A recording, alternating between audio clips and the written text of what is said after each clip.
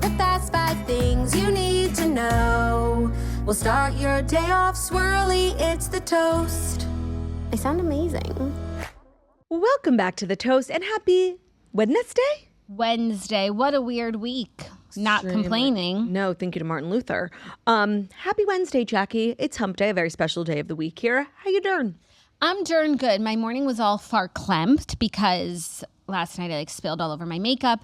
I had to wash my makeup brushes. They were still a little damp this morning. And it was just a clusterfuck. And we're interviewing someone today for tomorrow's episode. Not to tease, but there's a lot at stake visually today. There's a lot at stake visually today. And I was like, of course, today, when there's a lot at stake visually, my bronzer brush is a little damp. Just a quick fix had you called your sister Turdy. Just run it under the blow dryer. It'll be dry in 10 seconds. Oh, true. I was sitting there with my blow dryer, but I had this new little nifty machine, so I just kept running it in the dry cycle. It didn't work, but yeah. Well, if you were to ever just call me, work slowly, your life would be better. I couldn't call you because I couldn't talk because there was a sleeping baby. It was just a lot. There was a lot going on. Okay. So happy to be here. Wednesday tings. The news keeps newsing. The news keeps newsing. Kind of a bombshell episode yesterday. Of course, a myriad of reflections from people, feedback, good, bad, I disagree, Team Brooklyn, Team whatever. And I just love spirited debate. I do, about nonsensical things. Although, the deeper we get into this, it's really not nonsensical. It's unbelievably tragic. No, we were talking last night. It's making me sick for Victoria. I'm sick for her. You see Victoria posted 3 Instagram stories this morning? No. And Nicola keeps posting nonsense, no caption, just her in a pair of sweatpants, rage baiting. Yeah. Well, it is a good time for engagement. She posted, it's Emma's birthday, Baby Spice. So she posted happy birthday, Baby Victoria. Yeah. Happy birthday, Baby Spice. And then an old reel, a clip from one of their music videos. And then her third was supporting Cruz or Romeo. I forget which one it was. I think he's a performer and he had a performance sell out. So she posted the poster. Because she does support her family members. So proud of you at Cruz. Well, that's giving what you said is a lie because I support my children. Right. It was a little heavy-handed. Well, I'm just sick for her. Imagine the person who's making your life a misery, who you're beefing with in the public, is your own child. So you can't even really root against them. Right, of course. You know what I mean? Devastating. You don't want to see someone talking, clowning on your child. But then there's also now AI generated sexually suggestive content about you. I posted one and I thought it was funny. And then I saw them getting progressively more graphic. And I was like, wait, this actually isn't funny. So it's people are making sexually explicit content about your mom and whose fault it is it? It's kind of yours. So it's just actually a really complicated issue. I haven't seen anything super inappropriate. The ones I've seen so far have been really funny. It's AI generated videos of the way that Victoria was probably dancing at the wedding, and it's silly, and it's the break dancer from the Olympics. That's all funny and good. Yeah, I saw them getting more suggestive and tighter clothes. Well, that's what he had said. Correct. Insinuation. That's my girl. I was gonna say the impression, but that's not right. The insinuation was made by one Brooklyn Beckham. Peltz, excuse me. Yeah. So it's honestly sad, and I know a lot of people are on Brooklyn's side, and I understand when you when you look at it, it's of course, how could you be toxic mother? I'm just I'm never gonna side with that person who did that. Hey, that's exactly my takeaway. You did that. Someone who's airing the family laundry, barring anything absolutely crazy and disgusting happening. I'm never gonna be on your side. Mm-hmm. And I was chatting with a friend of mine who had a really interesting theory. I want to give credit, but what's the problem? Okay, just in case this theory is true, it was from Susie Weiss. Okay. She had a good theory because we were gossiping about it, and she's someone whose opinion I respect. She's also a very family-oriented person, mm-hmm. So I'm what do you make of it? She said, I feel maybe Nicola could be pregnant. I had that thought too because he mentioned our future children twice. And this is such a fiercely protective thing of Brooklyn to do for his wife. It seems it's been a really bad situation for a long time, but why now? Why this Instagram story? What was the boiling point that he had to put his foot down? It's been rather quiet. And he's a young boy, perhaps on the brink of fatherhood for the first time, and that can send you into a really overprotective overdrive. So that was Susie's thought, which I actually thought was quite poignant. Yeah. Just potential, I thought the same when he talked about their future children, that there's, maybe they're thinking about children, but I don't think she's pregnant. Yeah. So all that to say, we will, of course, continue to be speaking But I about wouldn't speculate on women's pregnancy or a body. There's also lots of Justin Baldoni, Blake Lively news. I feel like they've been kind of quiet. Things have been coming out over the last couple of months. Nothing worth reporting on. And I feel like it's just like for the people who are really obsessed with it. But so much, the unredacted Taylor Swift text messages came out, the unredacted Ben Affleck emails, the unredacted group chat between Blake Lively, Ryan Reynolds, and Matt Damon and his wife. Like, and shout out to the girls on TikTok, because Jackie was like, who has time to read all these text messages? I'm like, certainly not me. Like, I want to see a screenshot of the text. I know, but not a court document. Right. It's like all transcribed and written out in paragraphs. Like, I need to see the text. That's how I can process texts. When I was getting my makeup done this morning, like the girls on TikTok who are obsessed, they put their own spin on it and they all hate Blake Lively. So I was just trying to be unbiased listening. When I was doing my makeup, I put the TikTok on and they read me all the text messages, which was so delightful. So I read the ones between Blake and Taylor, and they are exactly what you think they are. Like two feminist women, like that. How you think Blake and Taylor talk to one another is how they, I'm your Khaleesi, you're my dragon. Like, so, like, you could say what you want about the two of them. They are who they are. Like, it's so authentic. Then I read the group text between Lucy and Matt Damon with Blake and Ryan. Then I read this kind of email that Blake wrote to Ben Affleck. And then also like this letter that she wrote to the Producers Guild, which is kind of... What did she write to Ben Affleck? So at this stage, a lot of the documents that were being... Is this a story? Like, yes. Okay, so let's should we get into the story? Wait, I watched the first episode of Tell Me Lies. Okay, we're going to talk about Tell Me Lies. I'm putting in the work, and I just told Ben, because what's been holding me back, obviously, is like my will to watch it, but also like I get into bed here, like... Oh, is that my Nanit? Yeah. Oh, sorry, the Nanit is always on. I'm so sorry. Wait, it's not even on. That's crazy. Hold on. Everyone be quiet. Oh, hi, sweetie. I love you so much. You're my mama. Okay. Sorry about that. Nap time. I watched the first episode of Tell Me Lies, and what was holding me back was obviously like I really wasn't like not in the mood to watch it because it gives me terrible anxiety. Mm-hmm. But also like I'm just kind of stuck with this hanger-oner. Betty's like, what are we watching? I'm like, we're watching season 3 of Tell Me Lies. So we were like scrolling last night trying to watch something, and I'm like, listen, just pay attention. We're watching episode 3. Like season 3, episode 1. We watched the intro previously on. There was so much to catch up on. He was so lost. I wouldn't expect him to be found. Like, he just has to sort of resign to the fact that he's not going to get it, and he can scroll on his phone. That's exactly what he ended up doing. And then we ended up watching Martha After for him. I watched one episode. That's compromise. That's marriage. I'm getting caught up. I'm putting in the work. And I just want to say, like, the show, it gives me such bad anxiety.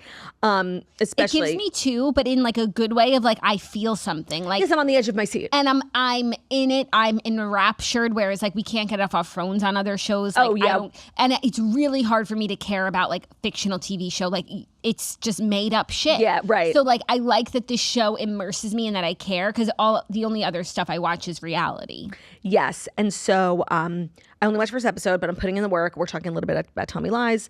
Anything else you want to chit chat about? A little pre-PFFB? I've been reading for the redheads. We're reading this like new buzzy book, Wild Dork Shore or whatever. Dork? Miserable book. Ooh. And I'm like 50% in, and I'm really excited for the episode because the worse the book, the better the episode. I don't think it's a bad book. Everyone loves it. It's Reese's. It's like the Crawdads. And I do feel like it's trying to be Crawdads. And I'm just like, you guys, why are you reading this? Like, when you could be reading Confessions of a Shopaholic and you would choose to read this. The Nightingale. You would choose to read something like this. You know, when Elle was on the red carpet, actually somebody asked her about The Nightingale. Mm-hmm. Someone who's obviously doing good work. I want to say it was Zuri Hall. Being like, what's going on? And she said she's so excited, and it's on its way, allegedly. And they're also being the Hilton sisters. Elle and Dakota, yeah. Shout out. In a movie about their lives. Oh, I love that. I wonder which one's coming first. Such different projects. I feel like the Hilton one. I've heard more about it. That's great. I love that. Yeah. We don't know who's playing who, though. Well, Dakota's kind of always been the Paris, even though Elle is so having a moment. Also, I think I heard that Elle was older than Dakota, and it just like made no sense to me. No, she's definitely not. I know. That's what I said. She's definitely not. But okay. Who's older, Dakota or Elle? Fanning? Needs not said. Dakota is older than Elle, so obviously where I heard that was wrong. Or you just are recalling it improperly. You know, maybe it was about different siblings that you would think one's older. Unlikely. Maybe it was about like Elizabeth and Mary Kate Olsen, you know? For sure. Because one thing about me, like I know all the players, but the way that Dakota and Elle Fanning, like Elle Fanning is Elizabeth Olsen. Yeah. Okay, I'm glad you agree. Yeah, I don't think that's like Controversial? no, not at all. I think it is. Yeah, no, people are going to be offended. It's like an insane take. Well, let's get into the stories because, as we said, there's a lot to talk about. We're also doing Dear Toasters today. As promised, the DTQ will be fed, and I would like to thank the Dear Toasters community for for keeping it in their pants. yeah, what's the word? For Sitting on their hands. no, like where you like Or controlling themselves. Let me just explain what I'm looking for first. Like not giving into temptation, where you're like not withholding, but like Willpower. no, what is it like? For controlling themselves, but like in a more sophisticated way.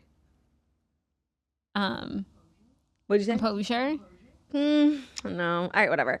For acting normal, I saw like one hate comment from the DTQ. For the most part, I feel like the DTQ understood. I really think, like, aside from that one person, nobody yesterday was like, "What about No, Dear because Toasters?" the BPQ greater than the DTQ, the Beckham Peltz community. Yeah, and the Kyle and Amanda community. Correct. So now, without further ado, it is time for the Fast 5 stories that you do need to know. And the Fast 5 stories that you need to know are brought to you by Fabletics. There's something about a new set that makes you feel unstoppable. The problem is buying new gear all the time is just not realistic. And that's why joining Fabletics as a VIP can change everything. New VIPs unlock insane savings on their first outfit, so you're getting that fresh set boost in a suddenly totally doable way. So signing up as a VIP with Fabletics is going to get you 80% off everything.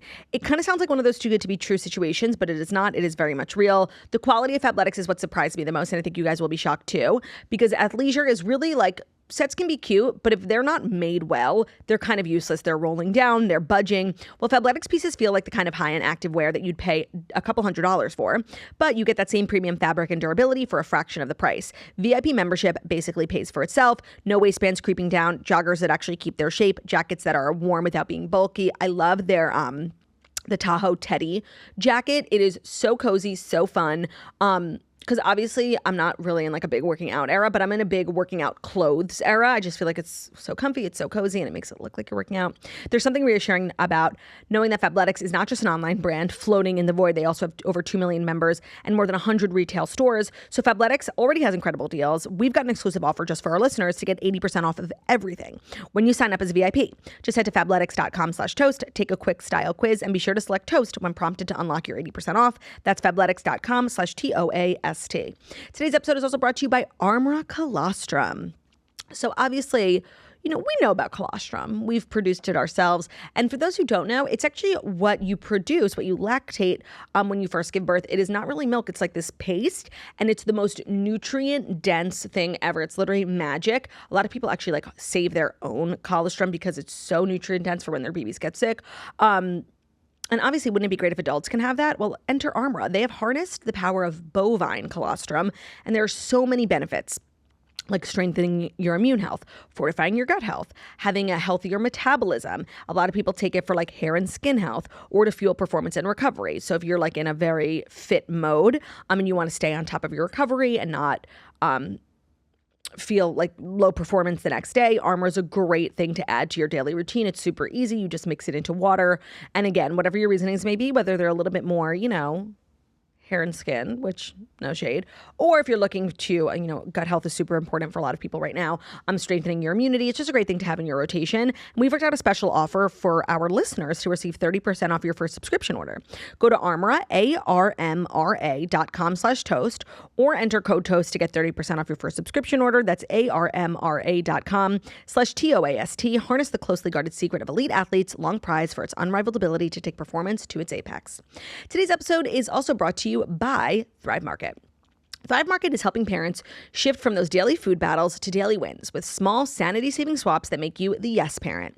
So the great thing about Thrive Market is it's grocery shopping sent to your door. So if that was it, it would have been enough for us, Dianu. Like it's backbreaking work out here, and who really has the time? But what also makes Thrive Market so special is they have really high-quality products made with only the best ingredients. So of course, kids are kids. They want mac and cheese. They want sugary snacks. They want juice boxes. Kids are going to eat what they're going to eat. So Thrive Market is giving you versions of that with less sugar, fewer sketchy ingredients, and more nutrition. So you can say yes and be like the fun mom and say goodbye to, screaming arguments over snack time. Thrive Market makes it easy with thousands of healthier swaps of the things your kids love, like Goodle's mac and cheese, cauliflower puffs, Olipop, other low sugar swaps. It's also just the pantry peacekeeper. It's a stress reducer for all elements. So if you have pets that you need good products for, if you need cleaning solutions that are made better, snacks, spices, or like literally everything in your house has clean ingredients with less stress. Thrive free from 600 sketchy ingredients, making it a trustworthy space for parents. No guessing, no Googling, and no aisle squinting. So join Thrive Market with our link. That's thrivemarket.com/thetoast for 30% off your first order plus a free $60 gift. That's thrivemarket.com/thetoast. That will get you 30% off your first order plus a free $60 gift. Thank you, $60 Churt. It's a pleasure doing business with you. Our first story, Taylor Swift allegedly called Justin Baldoni a bitch with a tiny violin and texted Blake Lively as legal docs show conversations between Lively and friends. So there's a lot Lively to unpack. v. Baldoni. Now, the headline that people are running with are just like, well, the song canceled is now confirmed about Blake Lively. And it's like, my God, people are so dense. Like, in their text messages, they're talking extensively. Taylor was like, this is her best friend. Her best friend's going through this like major thing. And what is Blake going through in this moment of texting? Okay, so in this moment of texting, it's about this edit. So apparently Justin Baldoni was editing the movie for like months, and Blake like hated him and hated everything that he did. And the studio, I guess, hated it too, because they were like, Blake, you can come up with your own pass. She had 10 or 12 days to edit the entire movie, and they were going to show it to two different focus groups. We know that they did, and Justin's version won. And they're talking about the edit and like where to use Taylor's music. And Taylor is like, well, I'm your ally, and he shouldn't use the music. Like, they're so in it together. And I guess some stuff had started to come out in the press because Taylor said, obviously he's like gone into like offensive mode, being like a little bitch. Like, they are so in the way. She said, I think this bitch knows something is coming because he's gotten out his tiny violin. And so now everyone's like, well, tiny violin is a lyric in Canceled. Did you bring a tiny violin to a knife fight? And it's like, do you think Taylor was referencing her own personal text messages? No, but that's just how she speaks about people who play the victim then. Yes, that could be anyone. Yeah. I don't think at all this is a confirmation that this song is about Blake Lively. I agree. Because also, as far as we know, her and Blake aren't friends anymore. So the song wouldn't make any sense because she says she likes her friends Canceled. Yeah. So I never thought the song was about Blake Lively. And to me, it would be about Justin Baldoni, actually. He's the one with the tiny violin here. But I think that's just like a term she uses when someone is playing the victim. It's a good term. It is a good term. That's like everyone was tagging me, and I'm like, there's so much more interesting stuff here. To me, there's two things. One that everyone's talking about, which is like just the high level of cringe of Blake Lively in this moment. So she has her edit. She has 10 days to make an edit. So she reaches out to Matt Damon and Ben Affleck. They started Artist Equity. They're huge filmmakers. Like, they know everything. So she was asking them both individually to watch her version. And there's like this program, obviously, like people use. It's called Pix. She's like, I'll give you my login. Call me for the one-time passcode. So the thread between her and the Damons was released, and they're like, yeah, sure, we'll watch it. She was like, your kids can watch it if they like the book. Just know it talks about domestic violence. Here, I'll give you my code. Here's what's been going on. This filmmaker / producer / financer is a crazy person. He's in a cult. They're talking about how, he called Blake's trainer and asked how much she weighed 2 weeks after giving birth because he has low bone density and he needs to be in shape to lift her. And so they're just like telling Matt and Lucy, and Matt and Lucy are like, wow, this is crazy. Oh, also, that's great to know how Blake sees it. Like, just straight up without legal docs, like what was going on and how she described the situation. That's really helpful. And then she sort of wrote similarly to, we don't know what Ben Affleck responded because she just wrote this long, really cringy email. Like, oh, hope you're doing well. If you got to the end of this email, oh my God, you're such a good friend. Like, really, like, just exactly what you would think she talks like is how she talks. So she was reaching out to people in her life who she clearly was close with, like, or is close with, because she felt comfortable enough to ask them to watch a movie, which I guess maybe Matt Damon and Ben Affleck get asked a lot, but it did seem like a big ask. Like, she was like, I'm not sure if you know, like, about this. It's been like the nightmare of my life, and here, yada, yada. It is a big ask, but if you're friends and this is your specialty, like I would, if my close friend was launching a podcast, I would listen to the first episode and give you my thoughts. It was clear that Blake really wanted her edit to win. Right. She gave it everything, out every gun in her arsenal and still lost. Yeah. Now, that is what everyone's talking about, although I feel like, of course, like, I do think that things are so slanted when it comes to this, because no one's really also talking about that in everything that's been released, there's now like 2 other female co-stars who did testify that Justin Baldoni was inappropriate. We know Jenny Slate, and then her text message was released being like, he is the most crazy, intense narcissist. I cannot wait for this project to be over. He is so creepy and weird. And then the actress who plays Little Blake said that in the scene where she loses her virginity to Atlas, like the throwback scene, he like ended it and said to her, like, that was really hot. Even though it's a scene where like she's losing her virginity, like this homeless kid, like it's like not a hot scene. Like it's like a deep scene. It's not hot. Yeah. Like it's not meant to be hot. Yeah. It's emotional. Right. So things are being like, there's so much more things for Blake, and her crime once again is being cringe and like being weird. I don't find anything that has been released yet to be. Oh, we need to talk about the Producers Guild. Okay. So who released these text messages? What does it prove? It's unredacted. It's not released. It's not released. It's not public information. Like the trial is starting. But whose side does this prove? It depends whose side you're on and who you want to argue like, for. what does this prove? I don't know. It's also just the text messages are so personal. I don't 100% see how they're relevant. Like, it just makes you like really. And I saw this girl on TikTok, and it's so true. She's like, this is a reminder, like, not to put shit in writing. Like, you think you're just helping your friend out with her work issue, and now you're in court. Like, it's insane. No, it's such an invasion. It is. It's messed up. It is. Like, not Lucy Damon. Like, she was just like being a supportive of friends. I don't want to hear your voice notes, and I feel self-conscious when I'm leaving them because I just don't feel like they're at the level of entertainment that a voice note should be at. Like, maybe we should be leaving more voice notes. It's definitely made me think twice about like helping my friend out with her workplace drama. Or maybe we need like an app where it's just not like, it's just because you can't even talk shit in peace. So not like it's like you're not even doing anything criminal. You just want to talk shit in peace. The Producers Guild letter, which is really like, it's an insane letter. Again, like you can see how she speaks, and she's just like a really impassioned, cringy, like feminist, and like how she talks is how she talks. So she writes this letter to the Production Guild Association, basically being like, here's a list of all the things I've done for this project because it's a clusterfuck and nobody here knows what they're doing. And the writer, producer, director, financier is a first time at all this, and he knows nothing, and he's an idiot, and I'm smart, I'm big, you're small, I'm dumb. So she lists out all the things that she writes this like precursor to the list, being like, I am an impassioned woman. Oh, no. And all of this, I think, in an attempt to get like an executive producer credit, being like, I've done the work of an executive producer. And so the whole issue is that she is, the first lawsuit is like her, I think it's Title 7, Title 9, I forget which one it is. It's an employment lawsuit where she is suing her employer. But this letter is like she wanted to be a producer, in which case she wouldn't be an employee, or she would be like an independent contractor. So this letter like holds a lot of legal weight as to whether her lawsuit will be valid.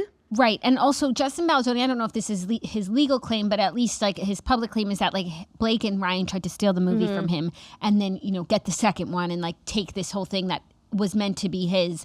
And that letter, even though she's like listing out all the things that he did wrong, kind of proves that point that she's trying to take the movie. Whether it's because she thought he was incompetent or because she's just a movie stealer. Well, based on all the evidence, she really thought he was like the most incompetent, and how it wasn't fair that he's not only financing the film, he is technically the head of the studio producing it. He's the director and the star. He was spread too thin. This was his first time doing most of it on a set this big, and he was just incompetent. Like, there is proof, like, of all these things that are being released, which are really bad for Blake, there is proof that I don't believe it was malicious. She really found him to be incompetent. Yeah, not like her and Ryan being like, movie's going to be gangbusters. Let's get the next one. Let's push this guy out. Now, also, in the text messages, there's a lot of times she's like referencing him and his cult. And it's more so his religion, which like isn't a good look. I don't know anything about it. It's called the Baha'i religion. Yeah. She calls it a cult many times, especially because, you know, the head of Wayfair is Justin and this guy who's also Baha'i, and he is super wealthy. He's this billionaire. He's financing this lawsuit entirely. So she keeps referencing, you know, his religion as a cult, which is not good. I don't know anything about it, but it's just like, you know, that's not good either. I've not heard that. I don't know a lot about that religion. I've not heard that it's a cult. Right. She's giving it like the Scientology treatment. Right. But, you know, some people, you know, a lot of people say all religion is a cult. Right, right. Is she a religious woman? I'm not getting the vibe. Yeah. So it's obviously not looking good for Blake, but I feel like the heart of the matter is really being looked over, at least by like the girls on TikTok who want to have sex with Justin Baldoni. It's like, well, there are now 3 women on record saying like he was inappropriate, he was creepy, he said inappropriate things, HR violations, which is like really what the start of this whole thing was. Yeah. And that's the little Lily, Jenny Slate, and Blake Lively. Yeah. And the faux feminist allegations, of course. Not a crime. But it just seems as though Taylor and Blake Not a were crime like, to be a fake feminist. we're so in this together. Yeah. And why aren't they friends anymore? That's what When the she issue. said, I'll always have your back. Now, the Baldoni stands have sort of surmised that, you know, Taylor found out that Blake was making all this up. No. That's what they think. I don't think that she's making all of it up. I think it's how she experienced it. But also, like, well, I guess lesson learned, don't sign on to a project with a first-time director, actor, financier, Right. producer. But that was, like, the board going into it. And she's made many a movie. No, and say what you want about Justin Baldoni. Like, he sought out the project. Like, he bought the script. This was his... It's not a crime to do it for the first time. It's his first time on Earth, too. Right. It was his project to fuck up. Like, he sought out Colleen. He bought the right, like his studio. Also, his cut was chosen even after Blake Yep. and all of her Khaleesi dragons did the most on their big one on her cut. They still liked his better. The movie did really well. There's nothing wrong with the movie. Oh, and I just not wanna that say, I saw it. I but watched it. Right, but I from had some issues with it, but overall it was a very good movie. audience feedback, like it was a real movie. He made a movie. Absolutely. So it's not like he put together some atrocity and we wouldn't see it. Whatever he made is what we saw, and he made a real movie. I don't know why it was so abhorrent to her. Yeah. Yeah. And hers was worse than that. Because Allegedly, yeah. Like, no, but they had 2 focus groups watch the movies, and they chose Justin's. That's as objective as you can get. No, it's really crazy that she pulled out like every connection she had to edit this film, and she didn't win. But you said earlier that, like, the studio also didn't like Justin's. That's why they gave her 10 days. In her document, she said that Sony has asked her to come up with another version. Maybe that's her version of events, and she was so angry, and Sony said, sure, put together your own version, we'll test it. Like, knowing it would flop. Yeah, not like Justin's is really bad. Blake, come save us. They're in like 10 placating days. to her. Blake, save us in 10 days. Right. Okay. Yeah. Now, I don't remember, like, what we're all even fighting for anymore. Like, if Blake wins, what does she get? If Justin wins, what does he get? They've both been really tarnished by this. I don't agree. If Blake wins, she gets nothing. If Justin wins, he gets salvation. Like he gets his... it to me, it doesn't really matter what the docs say because what the court says, because I do believe people have made up their mind on this, and like I do think Blake Lively's career is effectively over because of it. But she's around. She's everywhere. Yeah, like a lunatic kind of, like acting like no. Like, I think she's just ignoring it, moving on with her life, but I don't see her getting another legitimate project for like a decade, honestly. And her friendship with Taylor is over. I feel like this whole saga has ruined Blake Lively's career. I don't feel that way about Justin Baldoni. Well, she had a bigger career To lose. She had more to lose. And, you know, I think he was doing, like, making his own projects anyway and doing, like, weird little things. He can still do that. And, like, at the end of the day, for him, it was like a rising tides raise all ships. Like, he was this very lesser known. He was in one show and he had a cult following from his podcast, but, like, he was not a household name by any means. He is now.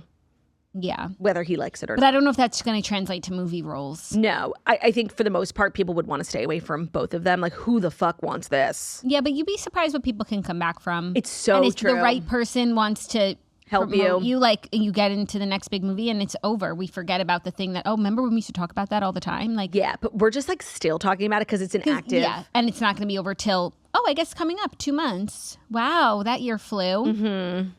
But it's March. just beginning. Yeah, but then it will be over. And I'm saying, you really would be surprised what people can forget. It's true. Look at us. Colton. Look at Colton. Yeah, well, Us. we didn't forget. Like, we forget stuff all the time. We're like, remember when that was Yeah. crazy? Yeah. Yeah. So I have hope for both of them. And I think they'll need, like, powerful friends, which she has/had. I know. And he so has his friend guy with the now, money. if I'm Lucy and Matt Damon and Ben Affleck, like, I'm pissed. But they don't come off badly. They're trying to help their friend. Yeah. Yeah. But I it's don't just think like, they come who off bad. wants to be dragged into this? I don't know. honestly, if anything, I find them favorable. That's a nice thing to do for a friend. Yeah, of course. And yeah, it's not over. Like, you can come back. Yeah. But in terms of this saga, like, I do feel like it's over. Like, the internet has decided, like, Blake is the villain and Justin was her victim. And he almost had his life and career ruined by this evil witch. And now he's saving himself. Well, he does need to save, like, he did. If he didn't launch this legal battle, he was done. He was done.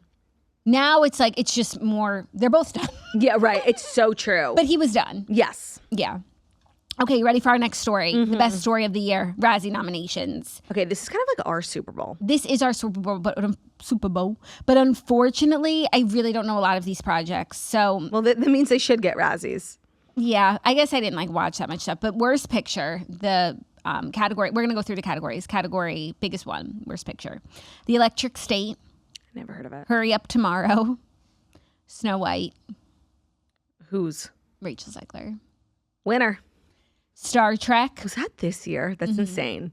I mean, was it even bad? Or it was just like...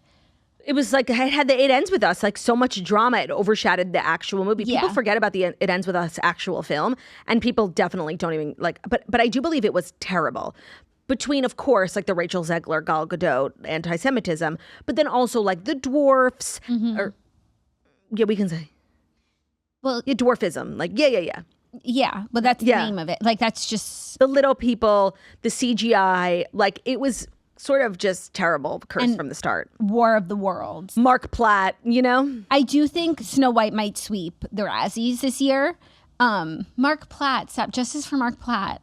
He tried. You just know. And you know it's not his fault. He's a hit maker. You know Mark Platt, like, has a lot on his plate. I feel like he like, With goes his to bed at children? night. Yeah. I feel like Like he goes, Victoria. yeah, with like a lot of Surus. Yeah, from Ben Platt. Yeah, his son. ungrateful son. Wench. Yeah. Yeah. Wait, you're going to give me opportunity to talk shit about Ben Platt? I'm not going to miss it. Yeah, I didn't think you would. Worst actor, Ben Platt. No, I'm kidding. Dave Bautista in The Lost Lands. Ice Cube, War of the Worlds. Scott Eastwood, Alarum. I just feel like that's not fair. Just leave Ice Cube and Scott Eastwood out of this, honestly. No, you could leave Ice Cube in it, but leave Scott Eastwood out of this. Oh my God. Thank you for reminding me about random people. So I'm scrolling Netflix last night before we watched Tell Me Lies. And I ended up, it says like Star Search, which I guess is like this old show that's coming back. And I'm looking, they have this huge banner of the 4 guests. And I swear to God, it was like looking at a Monet. I'm like, who are these people? And I very quickly realized it is the most random group of people, okay? And they all look so different. I didn't recognize him. Jelly Roll, didn't recognize. Chrissy Teigen, did not recognize. What are they, the judges? Sure. Sarah Michelle Gellar with bangs, didn't recognize. Anthony Anderson, he was the only one I did recognize. And they're on Star Search? Jackie, I was like so confused as to what I was looking at. And I took a picture. I was like, can you look? Tell me that you recognize any. It was like it looked like AI generated human beings. Like, well, Jelly Roll, you know. no, but he's like new looking. Right, but he has the tattoos. Chrissy Teigen was irrecognizable to me. Same with Sarah Michelle Gellar. I think Anthony Anderson looks recognizable. he has lost a lot of weight. Yeah, Sarah Michelle Gellar could be 40 different people. Yeah, right. Yeah. And they are the judges of Star Search. Anthony Anderson?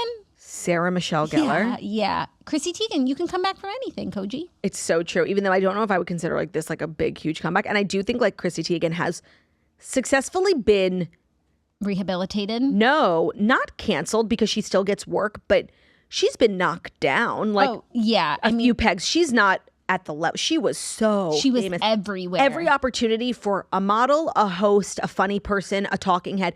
Where's Chrissy Teigen? Yeah. She was making more money than her husband. Like, and then of course her business cravings was huge. Her line of Target, pans, cookbooks, like content. Safely. The Razzies, sorry.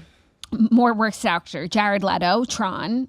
The Weeknd for Hurry Up Tomorrow. No one is immune. That's what I love about the Razzies. They say that death is a great equalizer. I actually believe it to be the Razzies. Yeah. Worst actress. Ariana DeBose, Love Hurts. I don't know that project, but I feel as though she's capable of delivering a worse acting performance. I agree. I've seen that medley. Mila Djokovic. In the Lost Lands, Natalie Portman, Fountain of Youth. Oh, wow. I definitely could see Natalie it. Portman. I just want to say I could see Natalie Portman also delivering like one of the worst performances of the year. And like just taking on the wrong project, betting on the wrong horse. Because she's like so Hollywood, like classic actress. I could see her having like this really insane like She went too hard. sense of like self-importance. Yeah. Rebel Wilson, Bride Hard. Oh, she's robbed. Like seriously, leave Rebel Wilson alone. Oh, really? I feel like she's like classic Razzie's fodder. Yeah, but like but she's just I like feel like she takes pride in the fact that she takes on movies that like sure could be nominated for Razzie. Like, okay, Right, Bride Hard. she doesn't take when it you so heard serious. the title of that movie, Bride Hard. I just feel like Rebel Wilson is genuinely like a lost individual in this moment. Like, I think that she lost a lot of weight and had like lost her sense of self, honestly. I think that happens a lot with like actresses. I feel like Melissa McCarthy went through like a weird period because you're just like cast exclusively as like the funny fat friend, and then you become like, you don't know, and then you want to do serious. Like, and I feel like Rebel Wilson, like seriously, she never found herself after she lost the weight, honestly. Yeah. And Michelle Yeoh, Star Trek. Wow. She They're also taking big swings. Honorable mention to Michelle Yeoh in Wicked, also definitely ruined the franchise. Like a worst I feel like performance. We weren't talking about it in the first film because there was so much hype and like excitement. And now that the second film is out, done and dusted, I do think we need to talk about how Michelle Yeoh like borderline ruined a lot of the music and just like the movie. Did you watch the second movie? No. Me neither. Isn't that crazy? Wicked 2 for money. Great love that joke, Nikki Loser. Great joke. Worst remake, ripoff, or sequel. I Know What You Did Last Summer. Five Nights at Freddy's 2, Smurfs, Snow White, and War of the Worlds. What's unfun about Is that the Razzies this year is that like not only have I not seen these pictures, I have not heard of them. Like it's more fun when like take a swing at something that's nominated for an Oscar. Well, yes, but also I think that they exclusively include like traditional film releases, whereas like they should be including like Netflix movies, Hulu shows. Like, it's still a little old school. The Razzies, the Razzies need to evolve. They do need to evolve, and I feel like they don't need to evolve because they're like, you know what, maybe we'll just like fade into oblivion. Like nobody's waiting. No. We need the Razzies to encompass like what the Golden Globes. It's one award show that has to do a lot. You know. Yeah. Do they not do TV shows? Worst podcast. Oh my God, I have a few I need to mention. The Good Guys, of course. No, they don't do TV shows. No, they need to evolve. Yeah, we need more from the Razzies. Nobody watched these movies. I'm shocked that the Razzies did. Yeah. But don't go anywhere, Razzies. We support you. And we love you. Just do better. Do you know that it stands for the Golden Raspberry Awards? No, why raspberry? I don't know. The 46th edition. I wonder who's hosting. I think it's you. Dream job. But is there an actual ceremony? And I know we have this question every year. I think there is because I feel like we've reported on who hosts the Razzies. Dream job. Dream job. Not this year, though. I'm busy. You're just a lost boy. Yeah, I know who you are, but you don't know what you lost, boy. Too busy chasing stars. You know? Who sings that? Kelsey Ballerini. Give it to her. You are such a fucking bitch. Oh my God. Listen, Do you want to sing something in your register? Would that make you feel more comfortable? I just did. Okay, fine. No, you know what? You're so unworthy of my talents. That's not true. I've been your biggest champion. Are you ready? Yes. Historically, you've been. Yes. Will you continue to be? Remains to be seen. Are you ready for our third story? Yes. Actors are being weird. Red flag. Margot Robbie says she became codependent with Jacob Elordi while making Wuthering Heights. And she's like, she should be immune to this sort of like cringe, clickbaity type of content. So in a new cast interview with Fandango, Margot Robbie reflected on collaborating. Okay, throwback Fandango. On collaborating with her fellow Australian star Jacob Elordi. Oh, I didn't realize they were both Australian. That's cute. I should. She said, I'm so codependent with people I work with, and I love everyone so much, and I'm always that person who's so devastated when a job's over, and I never want it to end. I think I developed that quite quickly with Jacob, too. She then recalled how Jacob hovered nearby as she worked on set, not unlike lurking Heathcliff.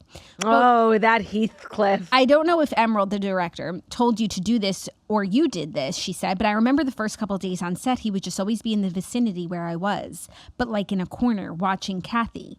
I didn't tell him to do that. I actually had to ask him to leave. She said, by the third day of filming, I found myself starting to look around to see where he was.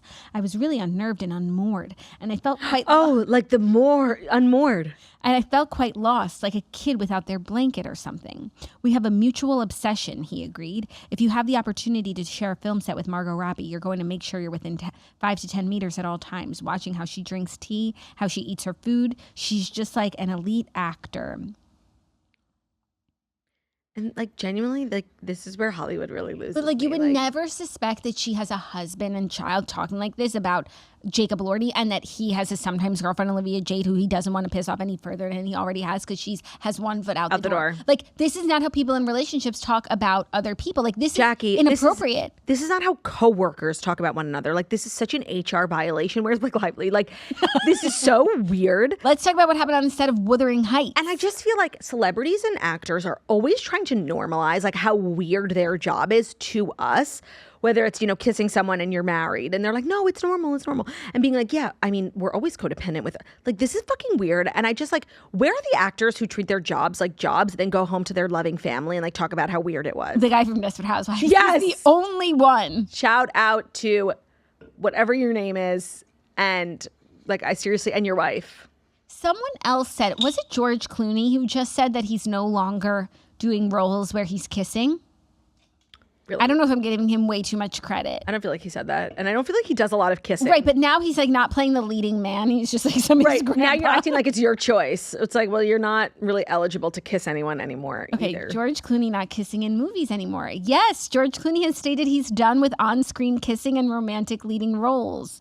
I just feel like he's been done. Oh, citing his age. Now in his 60s and his desire to follow the path of Paul Newman as he embraces older roles inspired by conversations with his wife about aging gracefully and focusing on different types of films. These are like two separate things, right? I thought you were saying like as a ode to his wife, he won't be making out anymore. He's not doing what the Desperate Housewives guy did. No, and it's like it's easy to say I'm not playing the leading man in a romantic movie anymore when you're no longer being cast at the you're not say eligible. That in your heyday. Take the stance in your heyday. Like now it's like, well, of course you have taken on different sorts of roles. And no, but I get what he's saying. Like if he wanted to be a lead man in a romantic movie, like he could find that job, but it's really not his job anymore. So like leave it to others. And he's trying to age gracefully, kind of like Robert De Niro. He hasn't been like a leading romantic man in many years. He's like trying to take a moral stance, like he's doing it for his wife. He's been married for Did he say that? It sounded like he did it. He said, I'm not kissing girls anymore.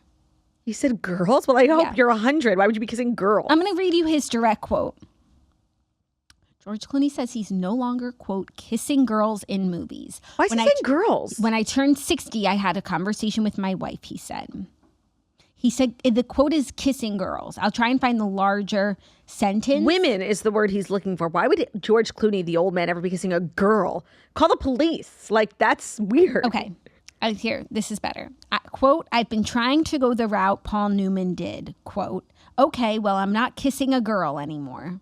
Okay, a girl is better. Yeah, I agree. But it's just a weird choice of words, and it makes me give him a little, Yeah. little side When I eye. turned 60, I had a conversation with my wife. I said, look, I can still play basketball with the boys. I play with 25-year-old guys. I can still hang. I'm in shape. But in 25 years, I'm 85 years old. It doesn't matter how many granola bars you eat. That's a real number. But that's in 25 years. This is once again... and I just feel like he's trying to be mature, but he's still being like, I could play. I could do it if I wanted to. Right, everybody wants me to do it because I'm so hot and sexy, but I'm not going to do it. Right. And also, like, nobody cares. Like, not to be mean, like, George Clooney has not really had, like, an impactful film that he's starred in many years. Yeah, I just feel like it's easy to say this now when that's not what's coming your way. Right, you're not really giving up a lot. Yeah, right. That's what I'm saying. But yes, it was George Clooney who said The it. great George Clooney. Like if Jacob Elordi said, I'm no longer kissing girls because I'm devoted to my love, Olivia Jade. Yeah. I would say, wow, he's really sacrificing for her. Yeah, I just really want Jacob Elordi to say this. I live for you, I long for you, Olivia. Hoo, hoo. I've been idolizing the light in your eyes, Olivia. Hoo, hoo. I live for you, I long for you, Olivia. Don't let me go. I think that's how he feels. And sometimes I hate my sister Olivia because there are so many amazing songs with the name Olivia in them. Of course, the one I just sang by One Direction. There's also an amazing John Mayer song. Let me just remind myself of what it is. John Mayer, Olivia. Yeah. I'm thinking something like Olivia could keep me through the night. Like if my name was Olivia and two of those songs existed, the way they would like be my every Instagram story, if I had a Raya profile, it would be the theme of my, like the theme song of my life. And like if I was ever on Dancing with the Stars and they had like the theme song night, I would be dancing to Olivia by One Direction.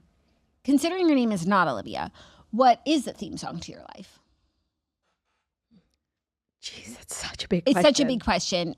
I don't expect you to have an answer. I feel like the Toasters would know better than me. I know. It's really sound off in the great. comments. What is the soundtrack of my life? What is the theme song of your life for theme song night? Good morning, girlies. It's the toast. It's Jux and Dirt, and we're your hosts. It's your favorite show, the fast 5 things you need to know. We'll start your day off swirly, twirly, girly. It's the toast. I sound amazing. Let's get into our next story, shall we? Yes, if it's our next story that's brought to you by the Container Store, perchance. Yeah, it is. The most magical place on earth. Mm-hmm. And I've actually recently been shopping a lot at the Container Store because I moved apartments like a couple of months ago. And I didn't even know like the depths in which you could shop. Obviously, I knew organization because I'm an organized person. I've got bins, I've got trays, I've got acrylic, I've got woven baskets, I've got hampers, like I've got everything.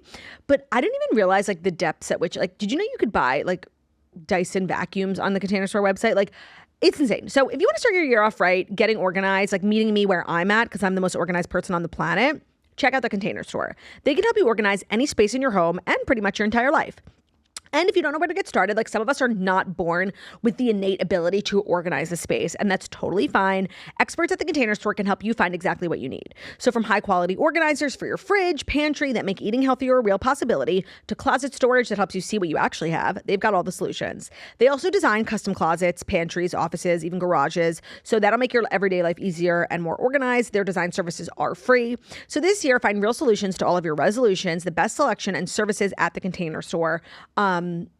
It's just kind of, it's kind of like an if you know situation. The Container Store is the most magical place on earth. Visit the Container Store when you go to the website, containerstore.com.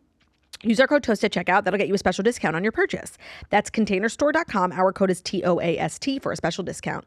Today's episode is also brought to you by Nanit. Oh, perfect sponsor. Sorry about my Nanit going off. Does it feel like everyone's getting pregnant? Everyone's announcing a birth. Everyone's announcing a pregnancy. If you're a part of that group and you have not finished building your registry yet, listen up. The Nanit Smart Baby Monitor is hands down our #1 registry recommendation. It is now my go-to purchase for moms who I know who are giving birth or have already given birth because it is a lifesaver. It is giving you peace of mind, of which there is so little in the early days of babyhood. So Nanit is revolutionizing parenthood. They provide the most helpful tools for today's parents, allowing them to find balance and peace of mind like never before.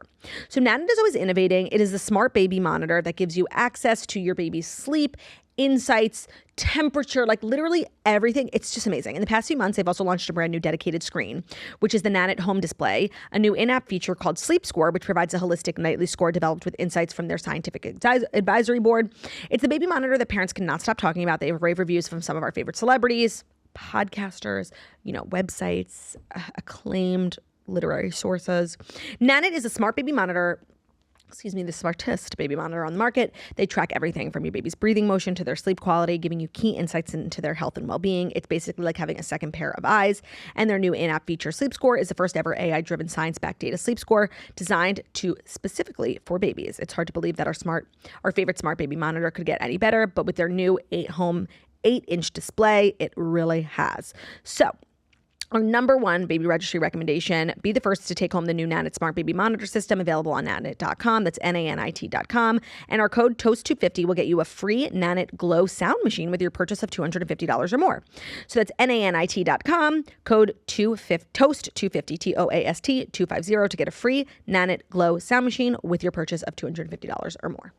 Thank you, Claudia. A pleasure. I was just checking the stories to see that nothing new happened. But did you see Justin Anderson weighed in on Brooklyn and Nicola? I did. I hadn't seen this yet. He's a trusted source. Yes, he is. I feel he's an unbiased, tell it to you straight type of guy. So he commented on something. He's a celebrity hairstylist. He did a Q&A, and somebody was like wanting his take. He's like, everybody wants my take. Oh, he also commented on someone's Instagram post and said, Brooklyn's wife was one of the worst, quote, celebs I've ever worked with.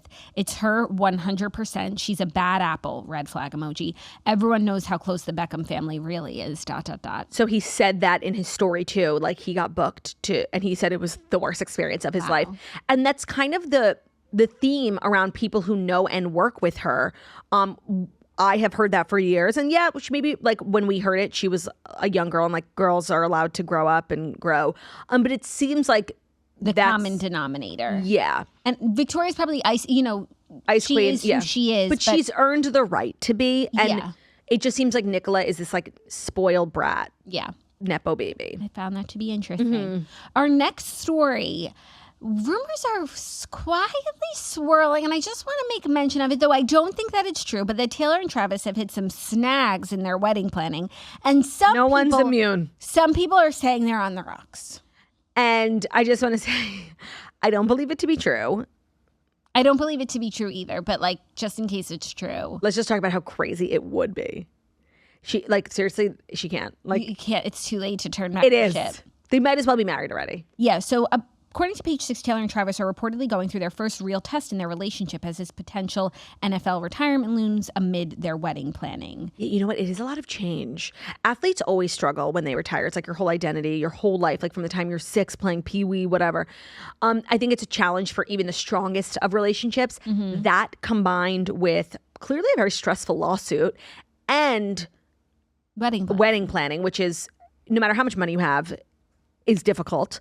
Yeah, no, I don't think it's true, but I could see why people might. Yeah, and that there's a lot of dynamics at play. A source said that Taylor has been more focused on lifting Kelce's, quote, defeated spirits following the Chiefs' losing season than on making wedding arrangements. I could see him like moping around the house. Yeah, and plus he has to retire, and now he's like jobless. However, he's not jobless. As poised for success post-retirement as anyone could possibly be. He's like booked and busy. He has like dreams of Hollywood. He has his podcast. Like he's not jobless, just like sitting on the couch. Walking around the house. However, compared to like getting up at 5 a.m., like working out 3 times a day and like being solely like dedicated and focused on one thing, it's a lot less. I mean, you can still like keep that, if it's important to you, that routine of like crazy. There are people who Mark Wahlberg wakes up at 4 a.m. to work out 3 times a day and he doesn't even have a athletic job. Like you can maintain that level if you want to. Yeah, but I think it's definitely tough on the body. And no, and the mind. It's a mind fuck to go from being like a professional athlete, top of your game, to now, yes, being a podcaster, commentator, actor, whatever, like, but your whole life was one thing. And to go through that transition, like while wedding planning, like, let's give Travis some grace. Yes. And also I think sometimes like it makes it easier if like, you know, your partner's in the same space as you. Like you're also winding down. Taylor's not. Like she's probably preparing for, because she prepares like years in advance for some major tour, and her like athletic schedule was probably on par with his. Yeah, actually, I don't feel like she's preparing for a tour right now. I don't know, like I think the circuits due any minute. I think they're building the crib in the nursery. Well, in the documentary, she like, you know, she starts the rehearsals and the training like a year in advance. But didn't she say recently she is not touring again anytime soon? I feel like she said that. I hope so. Like, I feel like she left it all at the Eras tour. Good. Like, you worked hard. Like, you do deserve 5 years off. And, like, I want you to get married and have kids. And I'm giving you the space to do that. So keep releasing, like, your 800 albums. I'll buy all of them to support. Like, I need your T-shirt that comes in 6 months. Like, if that's what you need to settle down, do it. Yeah. So the source says Taylor's trying to put him in a better mood by spending more time with him and not bombarding him with wedding plans. She would want him to focus on the wedding after he makes his career decision because she knows how important that is to him. I think also being up in the air about what to do. Once you make the decision, you can go forth, prosper, but being in the purgatory of not sure. It's terrible. What do you think he should do? It's tough because he's a part of this like dynasty team, but everyone's younger than him. And so like Patrick's not thinking about retiring. Patrick's career just started. And a lot of like the new guys who I do think make Travis like a little redundant in the roster, they're all younger than him. Like the team will go on to win another Super Bowl in the next couple of years. Can Travis's body hold out? Like, no. And he's had an amazing career. Like he should have, I know, coulda, woulda, should have. He should have retired after last year. He made it to the Super Bowl. Losing the Super Bowl is still an amazing way to retire. It's ideal to go out after a Super Bowl win, but not everyone is Tom Brady. And he didn't even go out after a Super Bowl win. Well, the first time he did, right? He went out perfectly. He should have just fucking let sleeping dogs lie. Right. But so, like, they can't. No, they actually can't. No, men are sick. For someone to go out after winning the Super Bowl or getting to the Super Bowl, the argument would be, well, they're at the top of their game. Right. To the Super Bowl. Why would they quit now? Right. They It's cannot it's go addictive. out on top. It is impossible for them. So coulda, woulda, shoulda. He should have retired last year. And now, like, to go out like this is obviously terrible. So I understand. It's not even. Like, No, I understand why. Because now it's like, well, obviously losing the Super Bowl is a much better way to go out than not even making the playoffs. Like, I understand why he's struggling so much. But it's almost like that decision paralysis is the worst part. Just do it. Make a decision. Stay or go. Now, I feel like this is a perfect segue into talking about the next story that I absolutely have to talk about. Tell me lies. Oh, no. I thought you were talking about Tom Brady. Oh, yeah. So I would like to thank the person who let me know that on July 13th, 2023. You know, when I heard that Alix Earle was spotted with Tom Brady, I was like, I feel like I predicted that. But I think that I predict everything, and I think that the world revolves around me. But on July 13th, 2023, we were talking about Alix and, I'm cracking up, we spelled her name wrong, that Alix and Earle and Braxton and Berrios. and Hicks were spotted at the ESPYs, like the first red carpet appearance. And I remember we had this conversation, and I'm going to play it for you guys, okay? Shout out to the toaster who was listening to old episodes and found this. I was just being a hater, being like, it's so cute, but like, don't you feel like she could do better? Ready? Yeah, turn it up. Let me just find it. Of course, oh God, please. Pertinent here. Okay. Now they're kind of like both young, up and We're talking about Alix and good-looking, Braxton. live in Miami. Like, what more could you want out of a relationship at this age? Yeah, but like, she rose to stardom. She's in a very unique position where like she could be really like she could date Tom Brady if she wanted. Like, let's aim higher. But what about love? What if she loves him? What about love? Okay. What about I just feel like love? sometimes you don't consider love. Like, do you think she would love Tom Brady genuinely? Yes, I think really truly anyone could. You think? What if he's a torturer? No, what if he has like the worst personality? It's I'm like sure totally he does, because possible. you don't get 10s across the board in life. Like, you don't get to be like the best quarterback of all time and also be like the most interesting dinner party guest that everyone wants to talk to. And the most handsome. All he cares about is football and his friends and his mom. Is that bad? Is that bad? Honestly, I could listen to old episodes like for an eternity. I just want to say we are two Of the funniest. most dazzling, funniest, perceptive, insightful girls I've ever met. Not only did I not predict what I was going to say next, like, I feel like I'm listening to a stranger. 10s across the board, who talks like that? Dinner party guest? I don't, like, genius. The fact that we have so many haters genuinely blows my mind. Oh my God, how enjoyable. What a great podcast. I just wanted credit for that. I should listen to old episodes of The Toast so I can have the experience of listening to the show, not knowing what we're going to say. I can't, because I'm always like, well, I should have said this. That would have been funnier. Like, No, I have no notes on that. No, that was hysterical. Those girls are a sleigh. I just feel like we're moving away from the more important point, which is that I accurately predicted this. Yes. Oh, just such a jealous bitch. You're such a jealous What bitch. to predict? That you predicted that she was going to rub a back in St. Bart's? Yeah. Well, the story was going to segue into talking about Claudia's great call. Jordon, Hudson, and Alix Earle hanging out together at college football national championships. We didn't even talk about the national championships. Yes. They were such a big deal here in Florida. Yes, they were. Everyone was like, are you going to the game? And I'm like, which one? Hoosiers from Indiana played here for the Miami Canes. College football. Miami lost. Sorry, And it was Alix crazy Earle. because the championship was set to be in Miami, and then Miami was in the championship. It's kind of how like the 49ers should be in the Super Bowl because the Super Bowl is in San Francisco. But they're this year. not even in the semifinals. What? Did they make it? Are they in the 4? It's over? They lost. Remember? Harry told you. Oh, yeah, but I thought we were just like talking about the playoffs started. Ugh, I'm being Yeah, such a now bad we're football down fan. to 4 teams, and then the weirdest teams of all time. Ugh, that's why I haven't heard about it. No one's talking, like, No literally, celebrities? you could have never guessed which teams. Seahawks, Russell? Rams, Patriots. What's the 4th team? Broncos. What? No celebrities, except like the Rams. Yeah. What? Everyone's really shocked that the Patriots would be in, and apparently they're playing a team next week whose quarterback has an injury, so they don't have their quarterback. So the Patriots are going to be in the Super Bowl. Okay. Everyone's like, oh my God, Robert Kraft's going back to the Super Bowl. I'm happy for him. He probably didn't think, like, after. Well, Tom. Jordon put on her story a picture of her and Alix Earle at this game, and it led people to believe that perhaps Tom and Alix went to the game together because why would these two be in a suite together? Their connection is the Patriots. She's dating Bill Belichick, Tom Brady's former coach. It was a joke that Bill Belichick and Tom Brady are on double dates.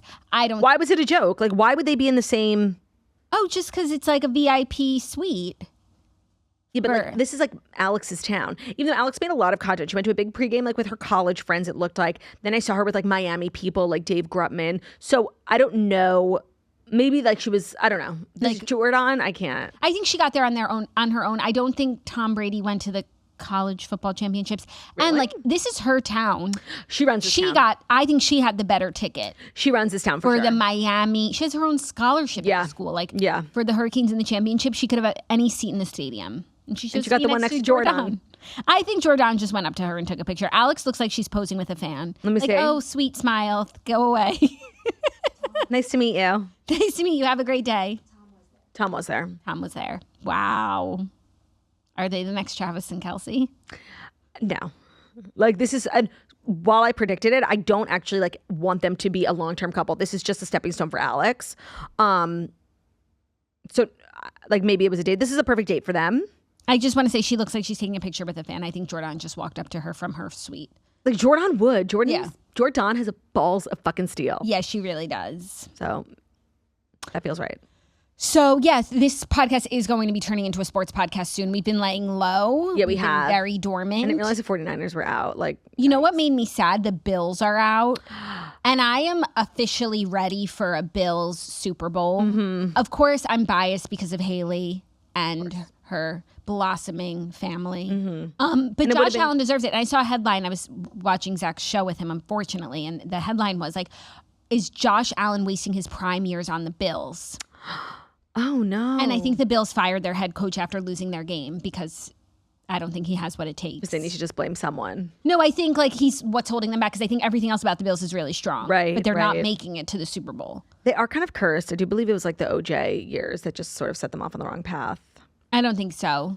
But I think they're like the ultimate underdog. Yeah, no. I'm like, if the NFL is scripted, they're not doing a good job. Like, no offense to all four of these teams. This is a bad script. Yeah, or like somebody went off script.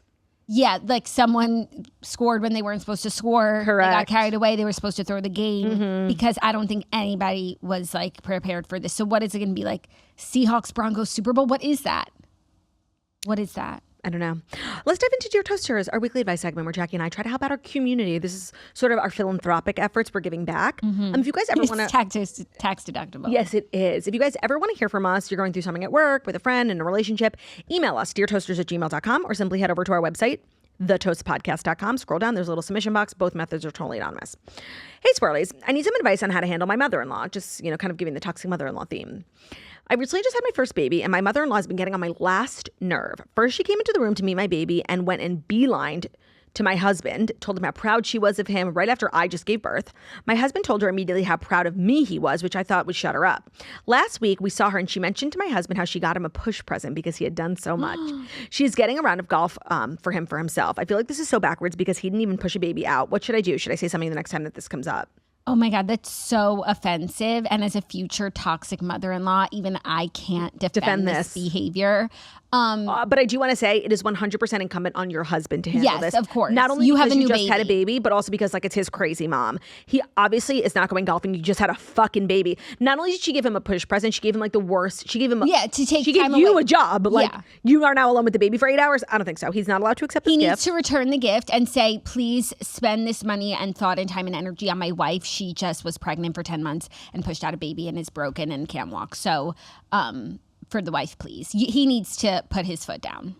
This ain't your problem. Just letting you know. I just want to say, as a future toxic mother-in-law, I imagine, God willing, like when I have a daughter-in-law who gives me a grandchild, you're God still willing, a woman. Like I'm going to love this woman. Like I did it. Like I know what it takes. And you gave me a grandchild. Like move aside, boys. Yes, it's like we are mothers, but we're still women. So I actually cannot relate to not seeing the woman in the room when you've done that yourself. It's so Do you really true. forget that much? Yeah. And it's like, while we love our children so much, we're still common sense adults. Yeah, I can recognize that, up until the point of having the baby, like in pregnancy, a man can support his wife, And you're allowed to be proud of your son. Like, a lot of men step up. A lot of men are amazing partners. You can tell them that in private, not 45 seconds after the woman gave birth. For sure. But like compared to what the woman It's absurd. It's not even 1%. No. It's not even. And you know that. So I really cannot understand being so silly in that moment. I really can't. I'm sorry that's happened to you. Feel free to and that's the great thing about having a baby. Babies give you love, of course, but they also give you power because everybody wants to see the baby. So everybody, who's in charge of who gets to see the baby? You. And I feel it's important that you wield that power like a knife. And so if she wants to act that way, that's amazing. You'll never see the baby. Mm-hmm. Like, it is your package deal. 1000%. Next up. Hi, I have a relationship/money question. Last week I was going to the farmer's market and I wanted to have some cash on hand. I was at my boyfriend's house. We've been together for 3 years. He wasn't home, so I grabbed $100 out of his little drawer and I texted him that I was borrowing some cash. It slipped my mind to Venmo him, and a few days later he kind of freaked out on me. He said that when you borrow money from someone, you need to remember to pay them back. I said I was sorry and I sent him the money immediately, but I felt like it was a kind of odd reaction. Like I said, we've been together for 3 years. We basically live together. I buy groceries. I cook most nights of the week. I've never asked him to pay me for his half. Am I overreacting by feeling weird that he was mad I didn't pay him back immediately? Or was I taking advantage of him? You were not taking advantage of him. You did nothing wrong, like in my mind. But people are different about money and people are weird about money. Yes. And I guess the idea of like, actually taking cash from him is different than if he paid for you for something. But it's not. But after 3 years, like, he should be happy that he had the cash to give you to go enjoy your afternoon at the farmer's market. It's very ungenerous of spirit. Now, if you're together for 3 years, I imagine there's a lot of good in your relationship, but you guys clearly have different philosophies when it comes to money, and that could be a problem down the line. Yeah, it can be a problem, mostly if you just don't address it. So, like, you're buying groceries and cooking X nights a week, and he's nickel and diming you on some borrowed cash. Well, then it's time for an invoice. Mm-hmm. Here's 3 years worth of groceries. My time, of course, my labor hours. I'm very expensive.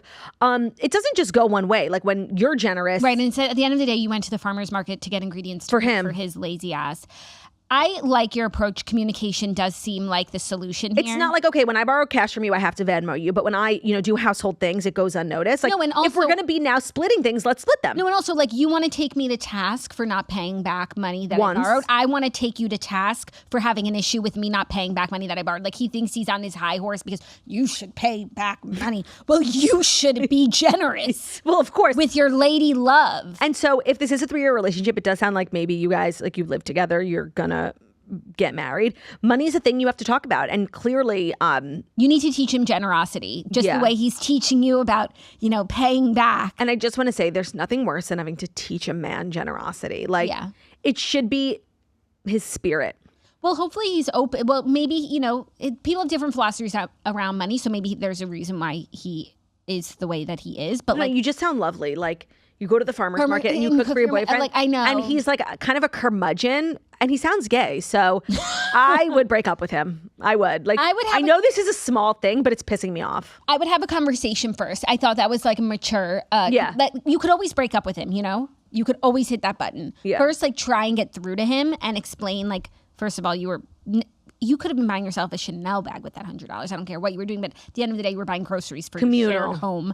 And if he wants to itemize everything in your life, let's do it. Let's do it. Right, of course. And then, about the pink tax. Right. You have to buy tampons, makeup, and all these things just to survive in the patriarchy. So, and then you also make 70 cents on the dollar. So it sounds like at this point he owes you money. Yeah. Get out your checkbook. Faith and final, whatever it is. Hi, guys. I love my fiance, a pee-jam, but every time he eats, he licks his fingers when he's done like a child. It's loud, it's wet, and it instantly sends a shiver down my spine. I can be sitting there minding my business, and then comes the sucking noises, and suddenly I'm so close to throwing a wad of napkins in his face. I've made jokes to him before, like, how do those fingers taste? And I even flat out mentioned it while he does it, but he just laughs it off and keeps on going. Meanwhile, I'm sitting there twitching like I'm in a horror movie. Every time he takes another bite. Am I being a future naggy bitch wife, or is this actually like really gross and annoying? How is this? Are you always eating finger food? Should I bring it up again? If so, how? Thanks, love you, bye. Yeah, it does sound like licking your fingers is something only you do when you're eating with your hands, which is not every meal. 10% of the time, like ribs, a hamburger, chicken fingers. Maybe he eats like a toddler because everything we just mentioned. Okay, well, you need to start, not to make it about you, but like you need to start promoting utensil usage. Yeah, and making meals that use utensils. This is where like being a wife, like kind of coincides with being a mother. And it's like really annoying when you have to mother your husband and like teach them basic hygiene or just basic decorum. Even those foods we just mentioned, aside from ribs, hamburger is a clean, you don't lick off a hamburger. No, it's just ribs. It's just ribs. Chicken fingers are dry. What are you eating? Chicken dust? Like, yeah. Yucky. Hot dog, bun, clean. Yeah, what is he eating? Like, unless you're eating cheese doodles. So that's the only time you can lick a finger is when you're eating white cheddar popcorn. A dusty snack. Even then, like, fingernails are so disgusting. Agreed. It's actually really gnarly. And that's why washing his hands before the meal? That's why I love being a mom, because I always have wipes on me now. And I find myself using them for myself more. Like, Cheeto dust is really yucky, actually, to lick off because fingers are just gross. Yeah. So I just feel like this is a situation where you need to like not be beating. He's gonna get sick. Like he's gonna get E. coli. This is a situation where you need to not like beat around the bush. How, like, people who lick their fingers on. Oh, the sound, all of it. Like I don't know what's grosser, like the visual, the audible sound.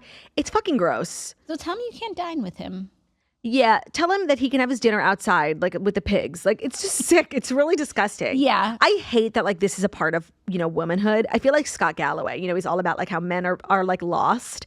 And it's true, like you have to teach them basic human hygiene, the things that we have to like train our men to do. And I feel like I actually have a pretty good man, like, and I'm still being like, we have to go brush our teeth. Like, it's just like, it is a serious issue. I appreciate Scott Galloway like actually saving. He's not like referring to like this specifically, but just more so like generally. It's a real issue. I'm sorry. And I'm sorry. And I feel like we could be like, well, you could get him a pair of gloves. You could make a salad. You know what? It's time for a stern talking to. Call his mother. Like, it's really disgusting. The things we like let men get away with. Because you know what? It's hard to get a guy. Yeah. And the future of civilization depends on us dealing with this. Maybe he could eat with a glove on. And then no, that's what I'm saying. That's how we got here. At the end of the meal, he could take it off and like a doctor. This is how we got here, like where the bar is in hell. I'm just looking for solutions, You're looking for short-term solutions. Because first he's licking his fingers, then he's eating his earwax. Like, we need to nip this issue in the bud. No, but like once he's using the glove, he will get accustomed to not licking his fingers. And then that will become habit. And then hopefully COVID strikes again and we're out of gloves. Over and he time, learns. we can remove the glove. I just think like a training wheel. I just think you're an enabler. I think I'm a peace protector, and I want... Also known as an enabler. Perhaps. And I want you to have your peace, and I don't know how to really change a behavior like this. So, glove it is. No glove, no love. Well, that's you tell him when he gets into bed. No glove, no love.